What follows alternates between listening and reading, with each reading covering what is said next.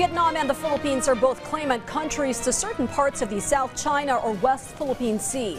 But both countries and ASEAN brothers are open to settling their disputes amicably and based on a rules-based international order.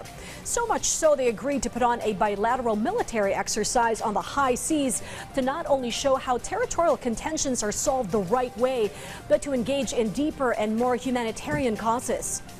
This bilateral activity today kicked off with a firefighting and then rescue exercise that was well planned and executed, participated in by 80 Vietnamese Coast Guard personnel and over 100 from the PCG.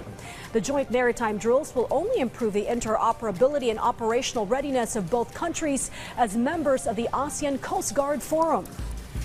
Nakita na mga senaryo na dapat nating improve, no?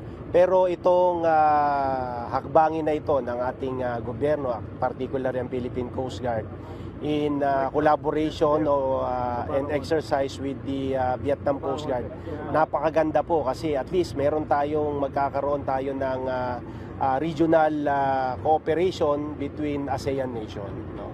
So para sa amin sa Philippine Coast Guard, marami pong kaming natutunan sa ngayon and there is so much room for improvement.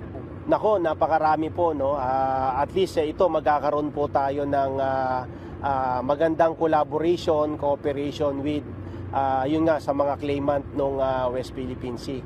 And being an ASEAN nation also, na maganda na magkaroon tayo ng at least yung isang direction, no, which is a rules-based na yun ang approach ng Pilipinas. And we hope also that the Vietnam Coast Guard, particularly the Vietnam government, will also do away, no, or follow with the Philippine government in enhancing or following the rules-based approach dito sa West Philippine Sea.